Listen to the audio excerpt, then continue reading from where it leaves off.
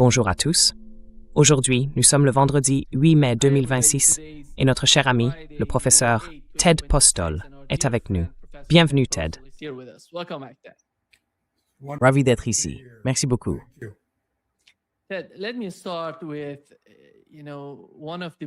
Ted, je voudrais commencer par une des dernières nouvelles. D'après la chaîne 14 en Israël, le système d'alerte précoce semble avoir connu une sorte de dysfonctionnement. Ils ont annoncé que le système israélien avait détecté un tir de missile depuis l'Iran en direction du Negev, mais que la détection avait soudainement disparu. Il semblerait donc qu'il y ait eu un problème dans le système de détection. Pourquoi? Est-ce lié à la communication qu'ils avaient, avant le début de cette guerre, avec les radars des pays du CCG? Ou bien est-ce un problème interne en Israël? Peu importe ce qui s'est passé du côté des pays du CCG.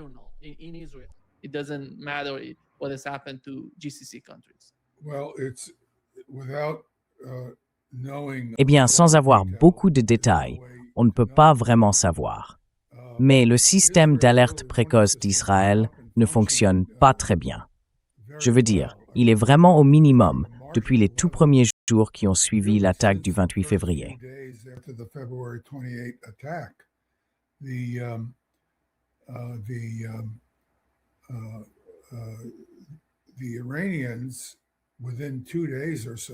Les Iraniens, en 2 jours à peine, ont détruit tous les radars essentiels nécessaires à une alerte précoce efficace en Israël. Il y a un grand radar, ce qu'on appelle un radar à ultra haute fréquence, situé au Qatar. Ils ont détruit ce radar. Enfin, plus précisément, la face du radar, il y en a 3 au total.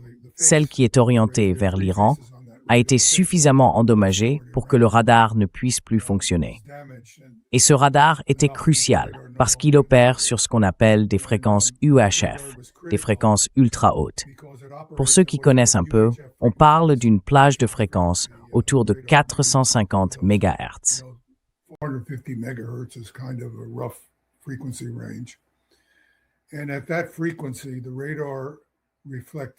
Et à cette fréquence-là, la réflectivité radar des missiles lancés depuis l'Iran est relativement élevée. À des fréquences plus hautes, cette réflectivité devient beaucoup plus faible. Donc ce radar n'a pas la même précision de suivi que les radars à plus haute fréquence. Mais il a un atout majeur, sa portée. Il peut détecter un grand nombre de missiles au moment de leur lancement, notamment quand ils sont dirigés vers Israël ou vers les bases militaires américaines du Golfe Persique. Et bien sûr, je parle ici de missiles balistiques, pas de drones.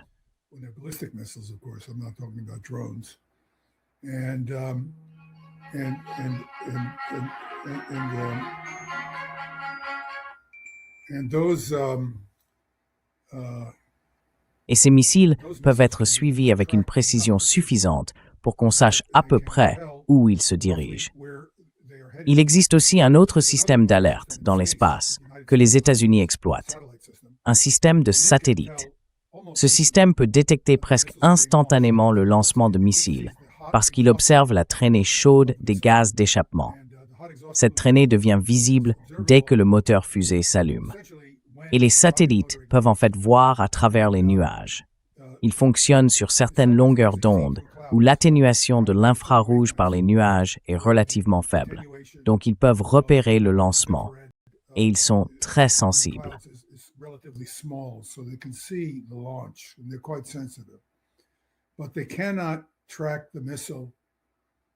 Mais ils ne peuvent pas suivre le missile assez longtemps, ni avec une précision suffisante pour dire exactement où il va. Ils peuvent en revanche savoir s'il se dirige vers Israël ou vers un État du Golfe. Donc pour ça, c'est assez précis, mais pas au point de dire si le missile va tomber sur Tel Aviv ou sur Haïfa, par exemple. C'est pour ça qu'il faut un radar spécifique. Le radar longue portée, installé au Qatar, est essentiel pour ce qu'on appelle le queuing des radars THAAD. Ces radars à fréquence beaucoup plus élevée, à longueur d'onde plus courte, qui fonctionnent dans ce qu'on appelle la bande X.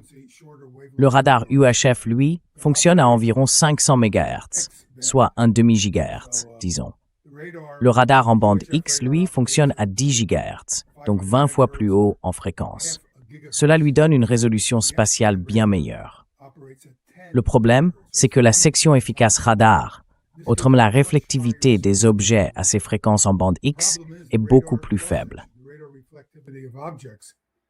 At X-band is much lower, and these radars are much smaller and have less power. Et ces radars-là sont beaucoup plus petits et moins puissants. Du coup, il faut leur dire « regarde dans cette zone du ciel ». Parce qu'un radar, c'est un peu comme un projecteur. Si on sait exactement où chercher, on n'a pas besoin de passer beaucoup de temps à balayer tout le ciel pour trouver une cible. Donc l'acquisition des cibles, c'est vraiment essentiel. Il y a donc une combinaison de ces radars. Certains de ces radars ne fonctionnent plus. Si vous êtes en Israël, vous sauriez qu'Israël est sur le point d'être frappé, que des missiles vont tomber quelque part dans le pays grâce au système spatial. Et il semble que ce soit justement ce qu'ils utilisent. Ils ont des radars pour le système Arrow, qui est un système de défense antimissile à beaucoup plus courte portée. Certains de ces radars-là fonctionnent peut-être encore. Il y a aussi des radars Patriot, qui pourraient eux aussi être encore en service, mais simplement that tartnis overguard, beverly ing smength. Because they're harder to find and harder to attack. So I don't know if all those radars have been destroyed yet. Je ne sais pas si tous ces radars ont déjà été détruits. Mais à mon avis, les Israéliens utilisent les radars Patriot et Arrow pour l'alerte. Après, on ne sait pas vraiment dans quel état ils fonctionnent. Le Patriot, par exemple, a déjà eu un problème, du moins par le passé. Il perdait parfois la trace de ses cibles pendant le suivi. C'était un problème logiciel, et on peut supposer qu'il a été corrigé ou résolu. Mais qui peut en être sûr? Ces radars sont extrêmement complexes. En ce moment, tout est bricolé avec les moyens du bord, parce que le système d'alerte, qui était vraiment solide avant d'être détruit, n'existe plus. Donc ils travaillent avec des morceaux de système qui leur indiquent simplement « oui, des missiles ont été lancés depuis l'Iran, et dans les 9, 10 ou 12 prochaines minutes, il va se passer des choses en Israël. »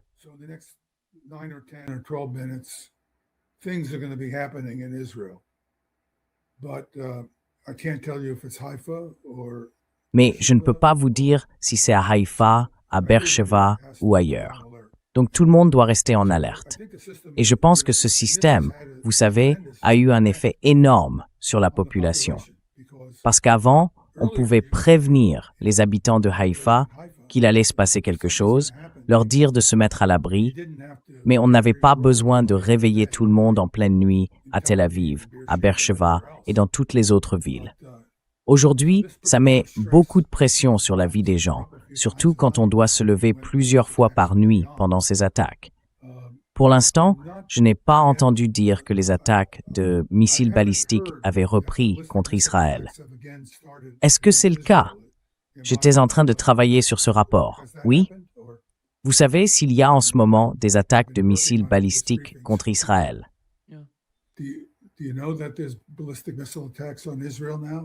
Non, non, non. Ce n'était pas une attaque de missiles balistiques contre Israël. Ils l'avaient détecté, mais c'était une erreur, tu vois.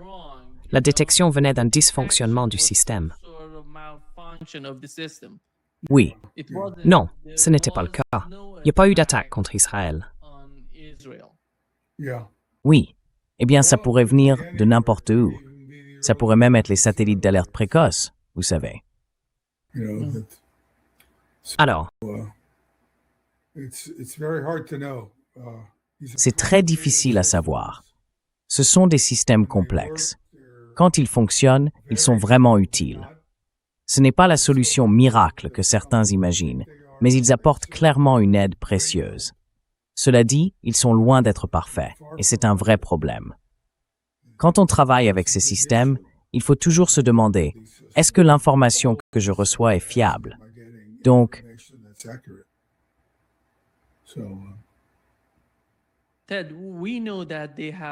Ted, on sait qu'ils ont envoyé un dôme de fer ou quelque chose de similaire aux Émirats arabes unis pour les protéger pendant la guerre. D'habitude, quand on parle de défense, on ne parle pas du dôme de fer. On évoque plutôt le système Patriot ou le Arrow. Alors, c'est quoi exactement le dôme de fer et à quoi il sert? Well, Iron Dome Eh bien, le dôme de fer était censé pouvoir intercepter des roquettes d'artillerie. C'est pour ça qu'il a été conçu. Les roquettes d'artillerie, ce sont bien sûr des roquettes non guidées, tirées à des distances de quelques kilomètres, parfois 20, 30, voire une centaine de kilomètres. Elles sont relativement bon marché et peu sophistiquées. Elles transportent des ogives qui peuvent peser entre 5 ou 6 kilos, jusqu'à 100 ou 150 kilos pour les plus grosses, à longue portée. Et elles posent un énorme problème aux Israéliens, parce que ces roquettes sont tirées depuis le Liban et Gaza vers Israël depuis des années. Alors les Israéliens ont mis au point ce système de défense antimissile qu'ils appellent le dôme de fer. Et ils mentent sur ses performances depuis le tout début.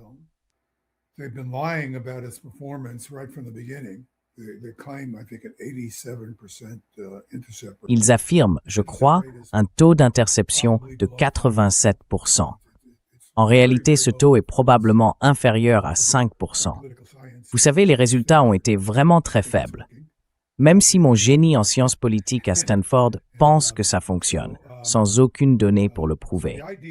L'idée à la base, c'était de rendre l'intercepteur très peu coûteux. Alors, ce que les Israéliens ont fait, c'est qu'ils ont modifié un missile air-air. Ce sont des missiles qu'on peut accrocher sous l'aile d'un avion. Ils ont renforcé la partie propulsive, le moteur, pour lui donner la poussée supplémentaire nécessaire. Parce que lorsqu'on tire depuis le sol, il faut beaucoup plus de propulsion pour atteindre la vitesse et la portée voulue. Alors que lorsqu'on tire depuis un avion, il a déjà une bonne altitude et une vitesse initiale.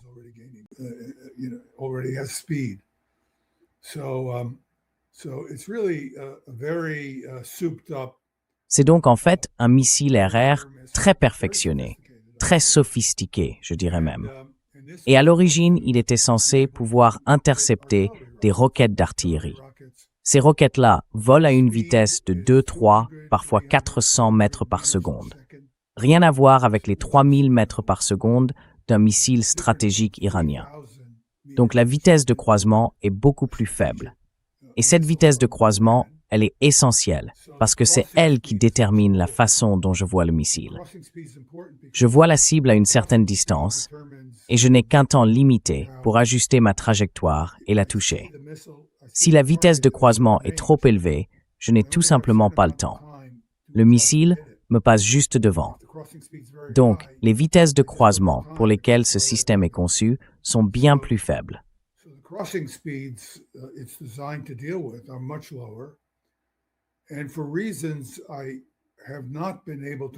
Et pour des raisons que je n'ai toujours pas comprises, ce système échoue de façon catastrophique face aux missiles à courte portée. Je ne peux pas vous dire pourquoi il échoue, mais je peux vous dire qu'il échoue, parce que nous avons des données solides, surtout issues d'engagements de nuit, où l'on peut suivre le mouvement des missiles et voir quand une interception a lieu. Et avec le dôme de fer, les interceptions ont lieu presque jamais. Là, je parle de cibles balistiques, de roquettes d'artillerie. Et bien sûr, ils l'ont aussi utilisé contre des roquettes stratégiques, ce qui a été un gaspillage incroyable d'intercepteurs. En revanche, cet intercepteur du dôme de fer est extrêmement performant contre les drones et les avions. En fait, c'est essentiellement un missile anti-aérien modifié.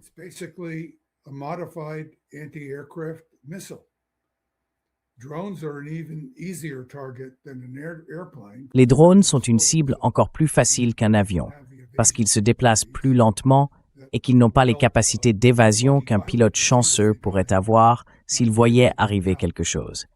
Donc, c'est un excellent missile pour abattre des drones. À mon avis, quelqu'un s'est dit « Arrêtons de gaspiller ces intercepteurs et déplaçons-les là où ils peuvent vraiment servir. » Là où il y a beaucoup d'attaques de drones qui grignotent peu à peu ces bases militaires dans le Golfe. Voilà, c'est mon hypothèse sur ce qui s'est passé ici. Et c'est vrai que, pour beaucoup de gens, tout ça reste assez confus. Comment fonctionnent ces intercepteurs et quelles cibles ils peuvent réellement engager?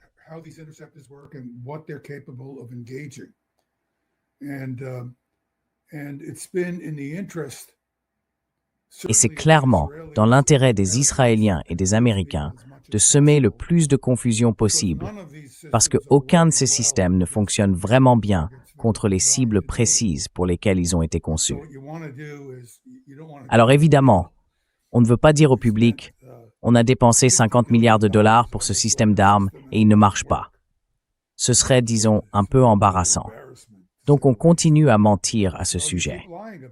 Et plus on ment, plus on finit par devenir la victime de sa propre propagande. Parce qu'en réalité, il n'y a que très peu de gens qui ont les connaissances techniques et l'expertise nécessaires pour comprendre ce qui se passe vraiment.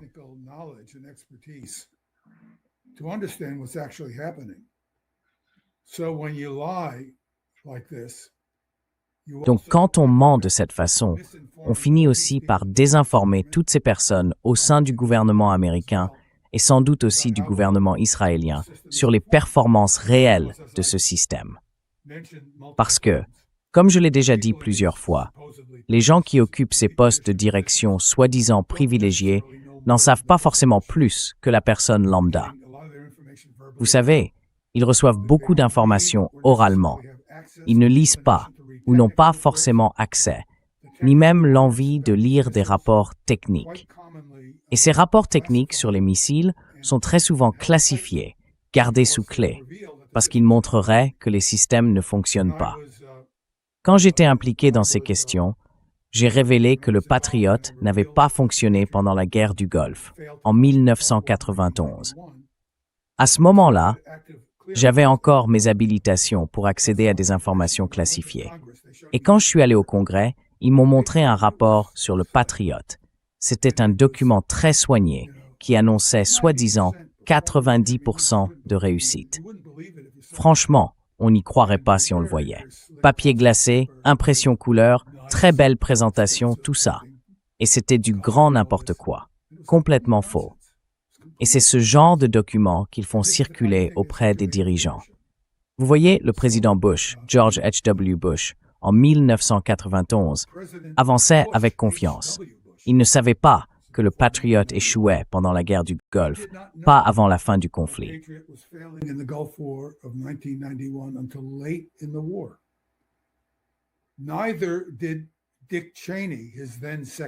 Ni Dick Cheney, qui était alors son secrétaire à la Défense, ne le savait. On leur a dit lors d'une réunion avec le ministre israélien de la Défense, je crois que c'était en janvier, donc la guerre touchait presque à sa fin. C'était vers la fin du conflit. Et littéralement, ils ne savaient pas. Vous voyez l'idée que les gens à ces postes de direction sont forcément bien informés, ce n'est pas toujours vrai. Et c'est justement ce qui rend les choses si compliquées. C'est pour ça que j'ai passé énormément de temps à alerter sur les capacités nucléaires de l'Iran.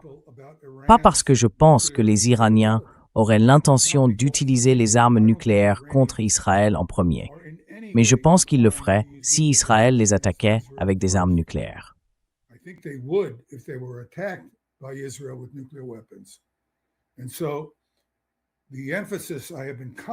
Donc l'accent que je mets sans cesse sur le programme iranien, ce n'est pas pour dire « Oh, ces gens-là sont vraiment dangereux ».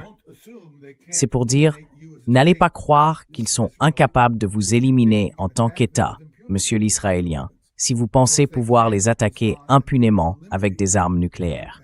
Parce qu'ils peuvent répondre, et ils vous élimineront en tant qu'État viable. Alors ne le faites pas. Ce qui m'inquiète, ce sont les Israéliens, pas les Iraniens. Les Iraniens ont montré une approche remarquablement posée et réfléchie sur la question nucléaire. Ils n'ont pas construit d'armes nucléaires. Ils n'ont pas franchi l'étape finale. Et il y a de nombreuses raisons pour lesquelles ils ne veulent pas aller jusqu'à une capacité nucléaire complète.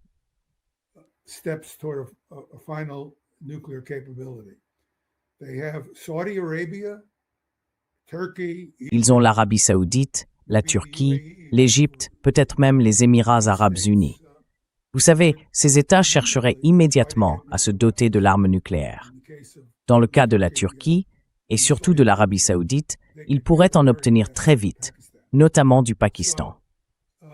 Les Iraniens comprennent donc que ce n'est pas dans leur intérêt en matière de sécurité d'avoir tout un voisinage équipé de l'arme nucléaire. Ils ne veulent pas les provoquer. Ils sont très clairs là-dessus. Ils l'ont toujours été. C'est une position mûrement réfléchie.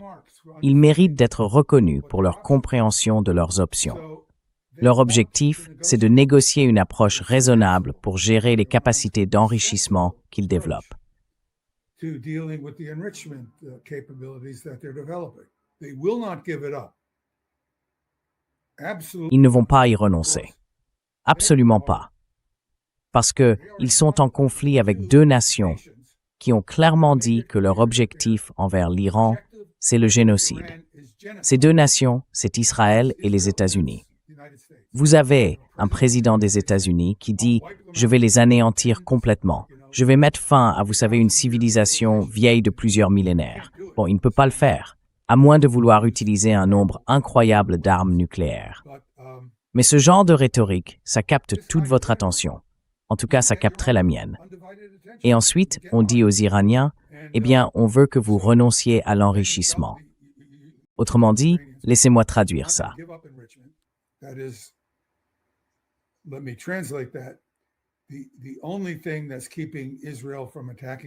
La seule chose qui empêche Israël de m'attaquer avec des armes nucléaires, c'est que je pourrais riposter. On veut que vous renonciez aux missiles balistiques et aux drones, qui sont les seuls moyens de garder ces Américains et les Israéliens sous contrôle. Sinon, leurs marines seraient déjà en train de naviguer dans le golfe Persique pour me bombarder. Et croyez-moi, même si nous vous avons attaqué alors qu'on était en négociation avec vous, à 2 reprises. D'ailleurs, cette situation où nous ne reconnaissons pas votre gouvernement, alors que c'est nous qui l'avons créé, tout a commencé en 1953 avec Mossadegh. Ensuite, nous avons installé un dictateur terrible et répressif. Et en 1979, un autre régime répressif a remplacé ce dictateur répressif. Another repressive government replaced the repressive dictator. We don't like that government, but we like the other one. On n'aime pas ce gouvernement-là, mais on aime l'autre. Ça, c'était acceptable. Même si, en réalité, on leur donnait, à travers cette idée absurde de la paix grâce à l'énergie atomique, on faisait semblant de croire que l'énergie nucléaire n'avait aucun lien avec les armes nucléaires. On aidait le Shah à développer un programme nucléaire, alors qu'il était évident qu'il voulait à terme posséder l'arme atomique. Donc tout ce désordre, c'est en grande partie les États-Unis qui l'ont créé. Et si vous êtes un Iranien instruit, et il y en a beaucoup, vous vous dites « Comment je fais pour gérer ces fous ?» Ils n'ont aucun sens de l'histoire, aucune morale.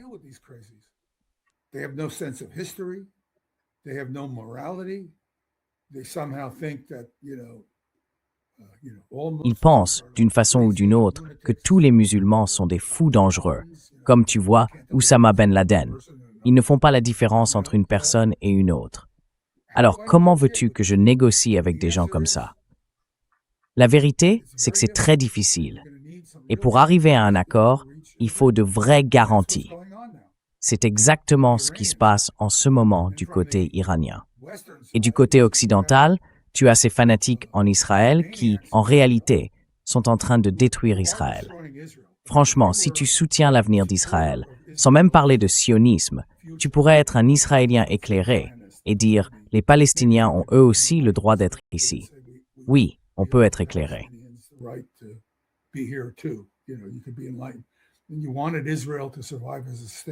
Et si vous vouliez qu'Israël survive en tant qu'État, même sans être sioniste, vous regarderiez le gouvernement israélien actuel et vous diriez « Ils détruisent notre avenir ».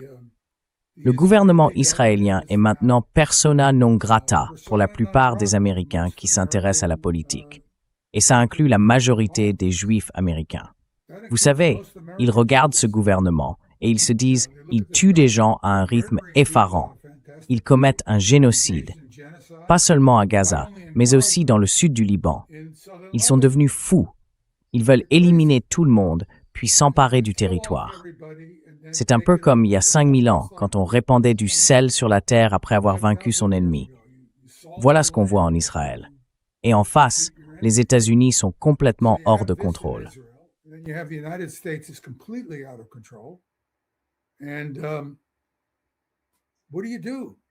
Et que fait-on du point de vue d'un Iranien? On ne peut faire confiance à rien de ce que disent les Américains. Donc c'est une situation très difficile. Je suis d'accord.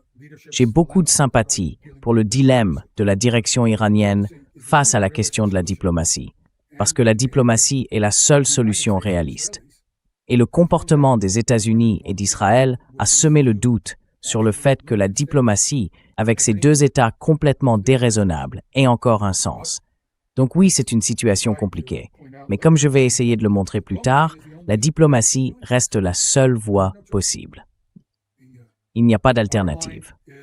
En résumé, je manque un peu de temps, mais je peux quand même conclure ici. En résumé, the bottom line is in 2025,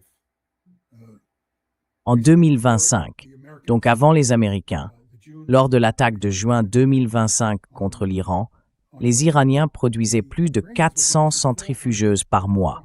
On le sait, parce que tout cela était surveillé par l'Agence internationale de l'énergie atomique. C'est énorme, 400 centrifugeuses. Et aujourd'hui, on ne sait pas quelle part de cette capacité de production est désormais cachée sous terre, dans des tunnels. On peut supposer qu'une partie a été détruite lors de cette attaque massive, mais ça ne veut pas dire que tout a été détruit. Et vu la situation et la sensibilité iranienne face à l'extrême agressivité des États-Unis et d'Israël, j'ai beaucoup de mal à y croire. Je ne sais pas, mais j'ai vraiment du mal à y croire. J'essaie simplement de me mettre à la place des Iraniens. D'ailleurs, si on veut vraiment faire du travail sérieux en matière de politique étrangère, c'est la seule façon de comprendre l'autre camp pour pouvoir négocier avec lui de manière sensée.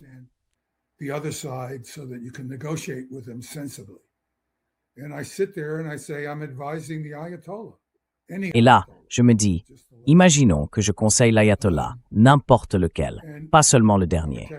Et je suis quelqu'un de technique. L'ayatollah me demande, que devrions-nous faire? Eh bien, je lui dirais, on devrait clairement déplacer une partie de nos installations de production vers des endroits où les Américains ne peuvent pas y accéder. Ce sont ces tunnels, pratiquement impossibles à détruire dans les faits. On n'a pas besoin de tout y mettre, mais il faut s'assurer qu'on a ce qu'il faut pour continuer l'enrichissement, si jamais on en a besoin. C'est simplement une mesure de prudence, rien de plus. Et j'ai vraiment du mal à croire que les Iraniens ne l'aient pas déjà fait. Je ne cherche pas à leur prêter des intentions immorales. Ils font face à une menace existentielle.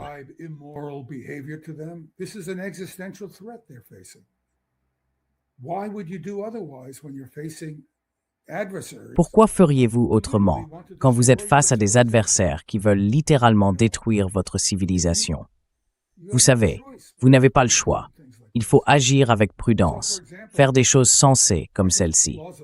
Par exemple, je pense qu'il est plausible, encore une fois, je n'en suis pas sûr, qu'il soit plausible de supposer que les Iraniens puissent produire 100 voire 200 centrifugeuses par mois, même aujourd'hui, et qu'ils aient déjà un nombre important de centrifugeuses installées quelque part, dans des tunnels. Est-ce qu'elles sont toutes opérationnelles? Peut-être que oui, peut-être que non, on n'en sait rien.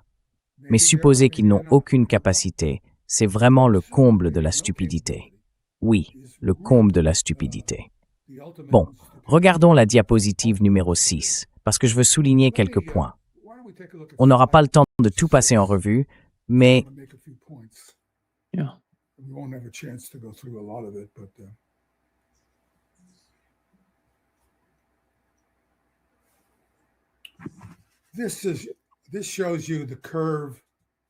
ici, on voit la courbe de la masse critique en fonction du pourcentage d'enrichissement. Si on regarde l'axe des abscisses, concentrons-nous sur la courbe de gauche. Sur cet axe, on voit qu'il va de 0 à 100%, et il y a une ligne rouge vers 90%. En bas, on distingue une courbe, et cette ligne rouge part de 90%, monte et croise la courbe à environ 14 kg. C'est la masse critique nécessaire pour fabriquer une arme nucléaire, à condition d'entourer le dispositif d'un élément qu'on appelle un réflecteur. Je vais expliquer ce que c'est dans un instant. Quand on entend dire que les Iraniens pourraient fabriquer 10 ou 11 armes nucléaires en enrichissant rapidement l'hexafluorure d'uranium qu'ils ont déjà à 60%, on parle alors de masse critique d'environ 25 kg. They are talking about 25 kilogram critical masses. So that's the last, if you look. Alors voilà, c'est le dernier. Si vous regardez bien, vous devriez pouvoir le lire. Vous voyez une ligne rouge tout en haut du groupe de lignes pleines en dessous. Ça, c'est le point des 25 kilos. Donc on peut voir que si on conçoit une arme avec soit un réflecteur en uranium, je vais expliquer ce que je veux dire par là, soit un réflecteur en beryllium, on aurait besoin de beaucoup moins d'uranium pour fabriquer une arme nucléaire.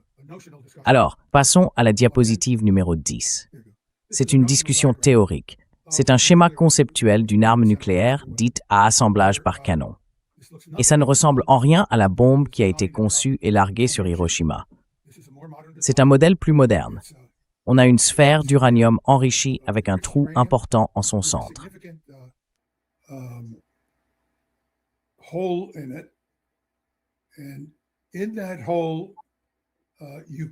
Et dans ce trou, on pourrait mettre davantage d'uranium, 235, qu'on pousserait vers le centre à l'aide d'explosifs, pour former une sphère atteignant une masse critique. Bon, donc c'est un schéma raisonnable pour, disons, une bombe atomique de deuxième génération. Par deuxième génération, j'entends une bombe assez simple, utilisant de l'uranium-235. C'est facile à réaliser. Il n'est pas nécessaire de faire un essai nucléaire.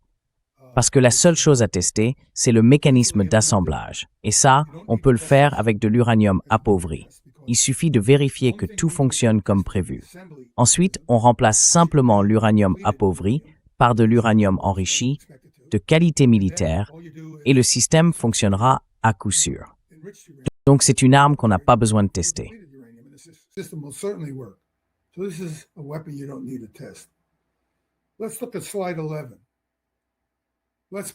Regardons la diapositive numéro 11. Mettons quelques chiffres là-dessus. Alors, si on regarde à gauche, la diapositive tout à gauche, les cercles quadrillés, ces sphères avec un quadrillage, montrent le diamètre approximatif d'une masse critique d'uranium nécessaire pour provoquer une détonation nucléaire si rien ne l'entoure. Autrement dit, les neutrons s'échappent et il faut donc de plus en plus d'uranium pour compenser ces pertes. Il faut environ 55 kg pour fabriquer une arme nucléaire. Avec 20 kg d'uranium enrichi, il faudrait l'entourer d'une couche d'environ 10 cm. Donc on voit que le diamètre total est peut-être de 25 cm, mais il y a 10 cm de chaque côté d'uranium-238. L'uranium-238 sert principalement à réfléchir les neutrons vers l'intérieur.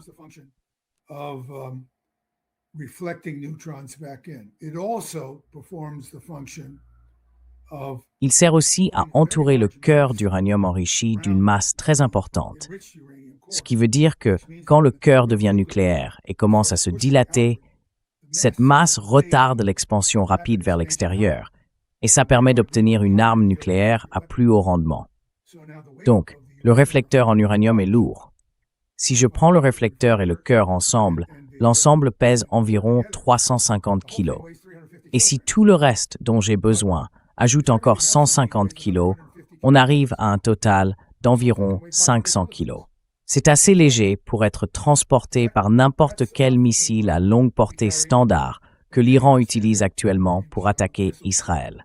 Et si vous regardez la dernière édition du Bulletin of the Atomic Scientists, encore une de ces sociétés d'information inexactes que j'aime bien, vous verrez cette petite vidéo qu'ils ont publiée.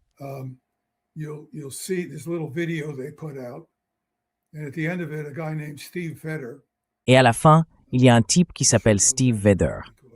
Il devrait pourtant savoir mieux que ça, parce qu'il a une formation technique et qu'il a travaillé au bureau du conseiller scientifique.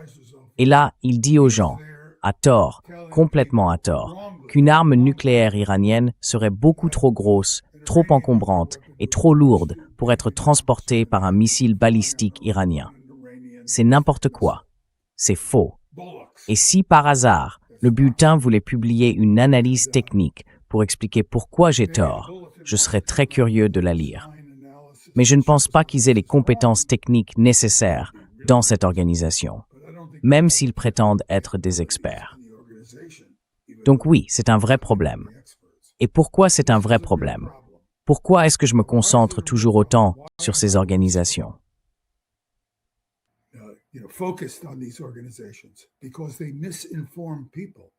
Parce qu'ils désinforment les gens.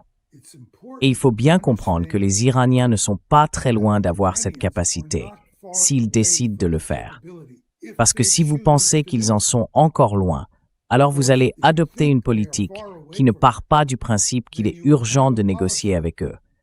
Donc ce n'est pas seulement Ted Postol qui règle ses comptes avec le bulletin, même si, oui, c'est le cas.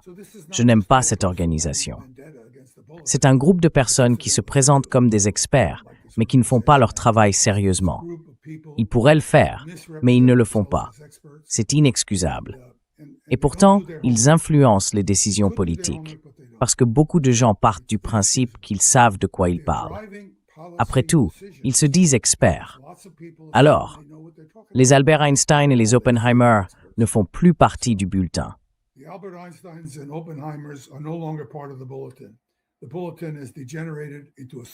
Le bulletin est devenu un club social.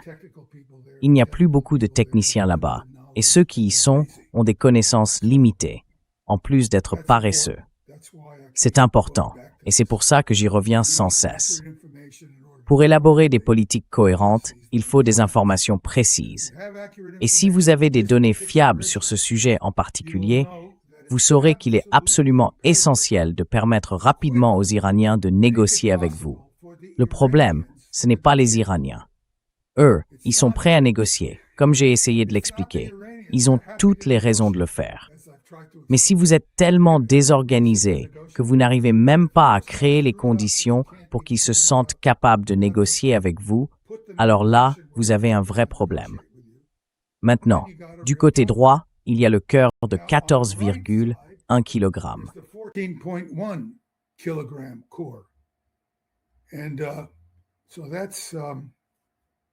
Et donc, tout ça est aussi entouré d'environ 10 cm de beryllium. Le beryllium, c'est un matériau extrêmement léger et il agit comme un réflecteur de neutrons. L'avantage, c'est que l'arme qu'on construirait aurait un poids total, les composants en tout cas, d'environ 40 ou 50 kilos, au lieu de 350. Mais en contrepartie, l'explosion aurait sans doute une puissance un peu plus faible, parce que le tamper, le réflecteur, sert aussi de bouclier massif qui empêche le cœur de se dilater librement quand la réaction nucléaire démarre. Et là, le cœur est très léger, donc il n'a pas la masse qu'aurait un réflecteur en uranium. Donc encore une fois, si j'étais votre conseiller technique, à vous, à l'Ayatollah Nima, je vous dirais, eh bien vous savez, on a la capacité d'emporter 500, 600, voire 700 kilos sur un missile à longue portée.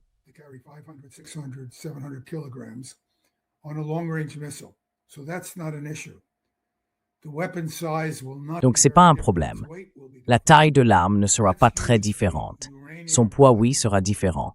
Utilisons le cœur avec réflexion par uranium. D'abord, c'est plus simple à manipuler que le beryllium. Et en plus, on obtiendra probablement une arme à plus fort rendement, parce que ces armes peuvent produire entre 5 et 15 kilotonnes sans implosion. L'implosion permet d'augmenter la densité de l'uranium, mais c'est un dispositif complexe. Et un mécanisme à implosion, eh bien, il faut le tester. On ne peut pas simplement l'utiliser contre les Israéliens sans essai préalable.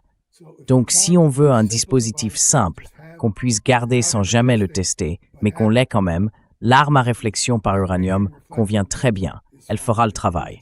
À mon avis, c'est vers ce type d'arme qu'on s'oriente.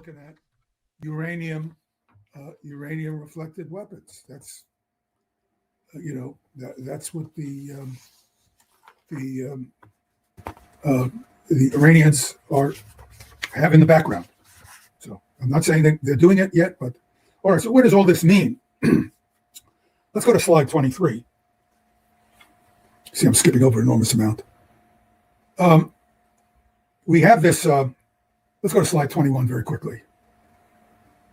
This shows you what I had described earlier, that as each amount of work I do, removes a fixed amount of uranium-238. You can think of it as separative work units in this case. And so when we get to the right side and we have 50% enriched uranium hexafluoride, to enrich to 100% takes much less effort than to enrich to 50%, because the enrich to 50% took 7 or 8 steps, whereas one step gets me to 100% from the 50%. So we have this accelerating capability. Nous avons donc cette capacité qui s'accélère. Quand on dispose d'hexafluorure d'uranium enrichi à 60%, passons maintenant à la diapositive 23, il faudrait environ 5500 unités de travail de séparation par an pour obtenir 25 kg d'uranium enrichi à 90%. Mais si on a une petite quantité, disons 38 kg d'hexafluorure d'uranium enrichi à 60%, je peux obtenir ces 25 kg d'uranium à 90% avec à peu près 120 unités de travail de séparation. Et avec une cascade d'environ 350 centrifugeuses, ce que les Iraniens ont déjà démontré, on sait qu'ils en sont capables. L'AEA l'a signalé. C'est environ 1 semaine et demie de travail, si tout est prêt, pour atteindre ce niveau d'enrichissement.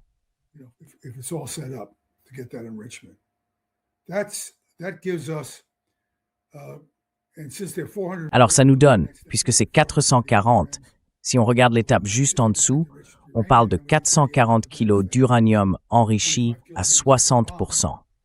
Et comme il faut 38 kg pour obtenir 25 kg utilisables pour une bombe, ça veut dire qu'on a à peu près de quoi faire 11 bombes avec cet uranium enrichi à 60%. Mais imaginons qu'on ait besoin que de 14,1 kg d'uranium enrichi, parce qu'on fabrique des bombes avec des réflecteurs en uranium appauvri de 10 cm, comme je viens de le décrire. La technologie pour faire ça n'est pas plus compliquée, pas du tout, que pour fabriquer une bombe de 25 kg.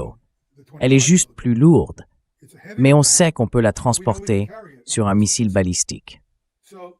Donc si on n'a besoin que de 68 unités de travail de séparation pour traiter cette plus petite quantité, et qu'on dispose déjà de 21 kg d'uranium enrichi à 60%, eh bien, voilà où on en est.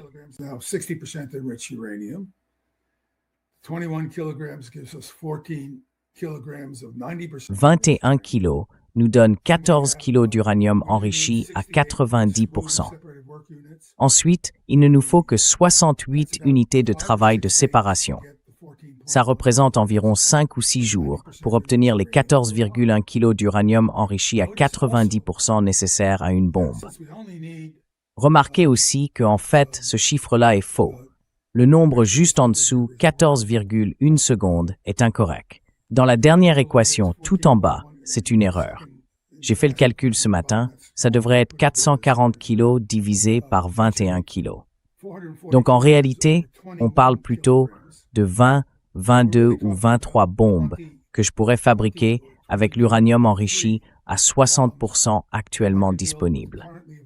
Aujourd'hui, on pense généralement qu'ils pourraient construire 10 bombes, mais en réalité, ce n'est pas exact. Ils peuvent en fabriquer 20, s'ils acceptent d'avoir une bombe un peu plus lourde.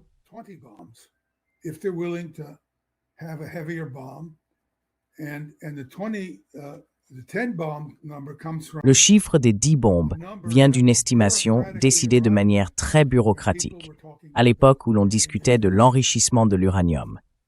Vous savez, on essayait alors de fixer des normes pour le traité de non-prolifération. Et après beaucoup d'hésitations, de débats et de querelles administratives, ils ont fini par établir qu'un stock de 25 kg d'uranium hautement enrichi correspondrait à une bombe potentielle. Mais en réalité, c'est plutôt 14 ou 15 kg. Et si vous étiez Steve Fetter, vous devriez le savoir. Vous devriez aussi comprendre que la bombe que vous concevriez pourrait être transportée par un missile balistique déjà existant et opérationnel. Alors, est-ce que cela veut dire que nous, les Américains et les Israéliens, devons comprendre cela comme un appel à redoubler, puis à redoubler encore nos efforts pour détruire l'Iran? Non. Ce que cela veut dire, c'est que nous devons faire absolument tout ce qui est en notre pouvoir. to do everything we can. It's in our interest to do what the Iranians also want to do. Give them a negotiated position that allows them to guarantee their security, while at the same time gives us confidence that they're not an active nuclear weapon state. They may be a potential nuclear weapon state, but they're not active. They know what's in their best interest. They're not going to go further unless we give them the reason to go further. So this is an argument not for going after the Iranians more aggressively. This is an argument for being very serious about negotiating. And I can't understand why so many people are trying to downplay this threat. I'm not trying to overstate it. I'm talking the technical reality. Somebody can show, if Steve Fetter wants to put. Quelqu'un peut venir le montrer, si Steve Fetter veut, invitez-le. Qu'il vienne expliquer pourquoi j'ai tort. Invitez aussi le bulletin. Qu'il le fasse. Écoutons leurs arguments. Mais endormir les gens en leur faisant croire qu'il n'y a pas de problème, c'est insensé.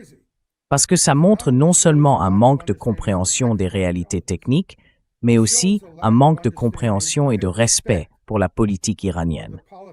Ces gens ne sont pas fous. Ce ne sont pas une bande d'Osama Ben Laden déchaînés. Ce sont des personnes très réfléchies, bien informées, hautement éduquées, qui savent ce qui sert leur sécurité. Et ils comprennent que ne pas avoir l'arme nucléaire est dans leur intérêt. Alors, donnons-leur une chance. Négocions avec eux. Bref, c'est ça le sens de ce passage. Anyway, so that's the point of this number. But we're talking about many more nuclear weapons. Mais là, on parle de beaucoup plus d'armes nucléaires, toutes capables d'être lancées par des missiles balistiques en très peu de temps. Je ne parle pas d'un scénario hypothétique où si la situation devait durer, disons 4 ou 5 ans, ce qui est tout à fait possible, les Iraniens décideraient d'enrichir de l'uranium naturel.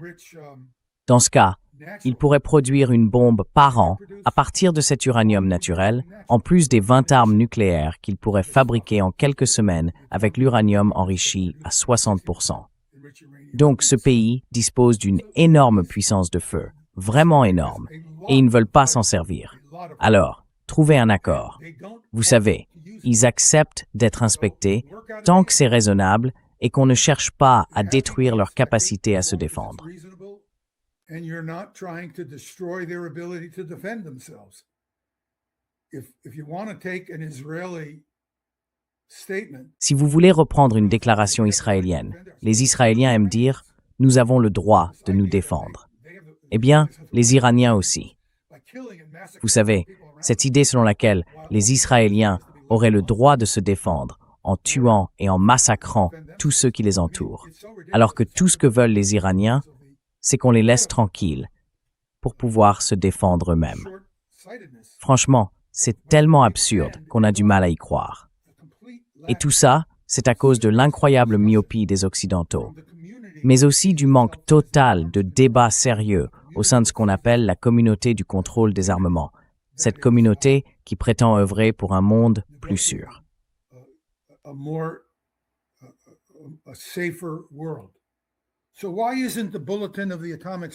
Alors, pourquoi le bulletin des scientifiques atomiques ne produit-il pas des analyses comme celle-ci, en disant « Regardez, politiquement, ces gens veulent négocier.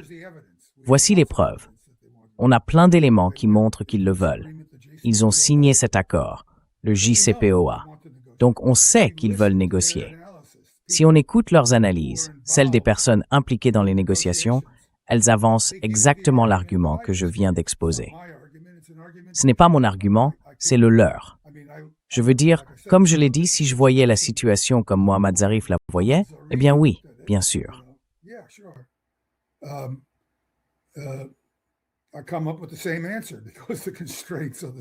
J'arrive à la même conclusion, parce que les contraintes sont les mêmes. Et si on raisonne logiquement, on obtient la même solution. Donc du point de vue iranien, il n'y a pas de débat. Ils veulent négocier. Mais l'Occident ne rend pas cela possible. Alors, pourquoi le bulletin n'explique-t-il pas aux gens pourquoi il faudrait insister sur les incitations à négocier? À la place, ils publient des absurdités sur ce que les Iraniens ne seraient pas capables de faire. Je ne veux pas être insultant, mais ils écrivent sur des cabales. C'est tellement pathétique, vraiment pathétique. Et il y a là-dessous une forme de racisme, un racisme sous-jacent, je le dis depuis des années. There is an underlying. I have argued this for many years. It's like, there was a C'est un peu comme, vous savez, il y a eu un débat aux États-Unis vers 2000-2010. C'était tellement absurde que c'en est honteux, mais j'en parle parce que ça révèle une vraie ignorance et du racisme. Le débat portait sur la dissuasion, vous voyez, la dissuasion. Est-ce que d'autres pays sont assez rationnels pour être dissuadés comme nous le serions? Franchement, si vous allez dans une ferme et que vous vous approchez d'une vache qui vient d'avoir des veaux, vous comprenez tout de suite ce que c'est, la dissuasion. Une vache qui vient de mettre bas va vous dissuader de vous approcher de ses petits. Alors, de quoi parle-t-on? Le racisme sous-jacent dans cet argument est tout simplement incroyable. In that argument is extraordinary.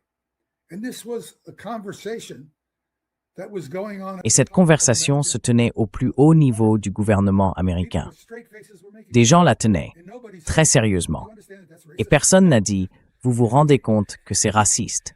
C'est difficile à croire. C'est ce genre d'étroitesse d'esprit qu'on voit clairement dans la mentalité américaine.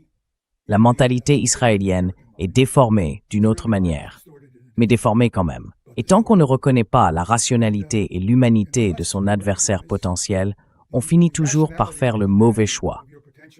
Parce que si on pense avoir affaire à quelqu'un d'irrationnel, on ne peut pas l'arrêter, surtout s'il a les moyens. Et les Iraniens, eux, ont les moyens. There's no way to stop them if they have the resources, and the Iranians have the resources. But the irrational players in this case are the Israelis. Mais dans ce cas, les acteurs irrationnels, ce sont les Israéliens. Je ne sais pas de quoi ces gens sont capables. Vraiment, je ne sais pas jusqu'où ils peuvent aller. J'ai des amis en Israël, vous savez. Je ne dirais pas que je connais encore bien le pays, parce que je n'arrive pas à imaginer. L'Israël que j'ai connu, il y a 10 ou 20 ans, je ne peux pas. Et je connais les soldats, beaucoup d'entre eux. Ces gens-là n'auraient jamais tiré sur un enfant vivant, vous voyez, comme un sniper. Jamais. Et pourtant, c'est devenu quelque chose de courant là-bas. Quelque chose a changé d'une manière terrifiante. La société a sombré dans une sorte d'état fasciste. Et ça, c'est vraiment très problématique. Voilà. Oui. Enfin bref, je n'ai pas eu l'occasion de parler des centrifugeuses. Oui. Yeah. On va continuer ces discussions, Ted.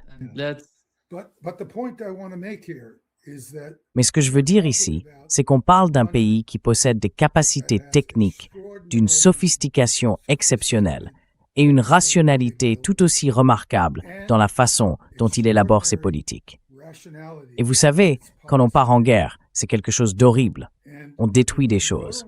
Mais eux, ils ont mené cette guerre avec une maîtrise incroyable. Ils ont montré qu'ils savaient exactement ce qu'ils faisaient dans leur manière de la conduire.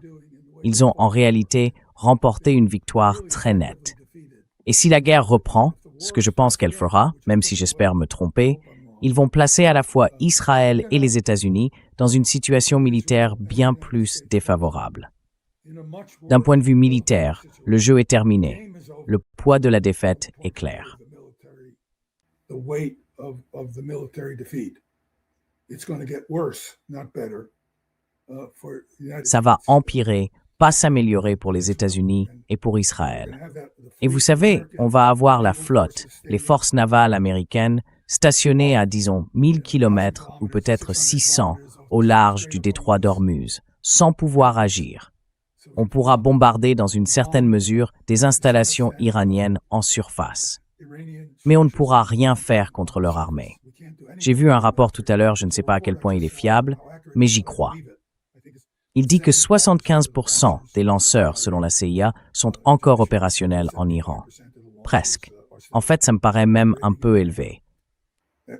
Almost, in fact, it sounds to me a little high. A little low, I'm sorry, a little low, because Un peu bas. Désolé, un peu bas, parce que je ne vois pas comment on aurait pu détruire tous ces lanceurs. Franchement, c'est extrêmement difficile de trouver ces engins.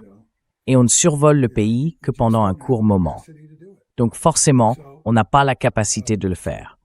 La CIA à l'époque disait qu'ils avaient tout détruit, qu'il ne restait rien. Et maintenant, il y a un rapport de la CIA qui a fuité, qui dit que 75% des lanceurs sont encore là. Donc on parle d'un pays, nous, on a plus 75% de notre capacité de frappe. On a utilisé tous nos missiles de croisière, nos missiles à longue portée, et presque tous nos missiles de défense aérienne. Almost all of our air defense missiles. Who's in a worse situation? It's amazing. Qui est dans la pire situation? C'est incroyable. Et pourtant, adopter une approche raisonnable de la diplomatie n'est même pas envisagé. Les organisations qui devraient expliquer au public quelles pourraient être des alternatives politiques rationnelles disent au contraire, ne vous inquiétez pas, ils ne peuvent pas construire une bombe. Elle serait trop grosse pour être transportée par un missile. Ne vous en faites pas, ces gens-là ne peuvent pas le faire. Eh bien, si, ils peuvent le faire, et ils ne veulent pas le faire. C'est ça l'autre point important. Ils en ont la capacité, mais ils ne veulent pas le faire. Alors donnons-leur une chance. Utilisons la diplomatie. C'est tout l'enjeu de cette discussion aujourd'hui.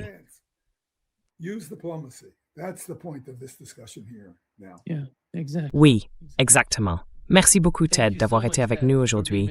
C'est toujours un vrai plaisir. Eh bien, appelez le bulletin et demandez-leur pourquoi ils ne défendent pas cette politique. Écrivez-leur.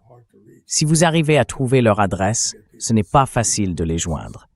J'ai mis un certain temps à obtenir les adresses mail des gens. Si vous voulez, écrivez-moi un mot, je vous les enverrai. Je vous donnerai même l'adresse de la directrice générale. Comme elle me l'a dit lors de notre échange, elle est très occupée. Donc elle n'a pas eu le temps de lire ce que je lui ai envoyé. Moi, bien sûr, je ne suis pas occupé, mais elle, oui, une personne importante. Donc, trop occupée pour savoir de quoi vous parlez. Voilà, c'est ça, au fond. Je suis là pour vous dire que je suis un expert, pour vous donner des conseils. Et en même temps, je n'ai aucun intérêt à comprendre ce que serait un bon conseil. Alors, je produis des absurdités, comme celles qu'ils viennent de publier dans leur dernière édition. Allez voir la vidéo. Oui, et plaignez-vous. And complain. Okay. Merci, Ted. Merci, on en aura par là. À bientôt. Oui, salut.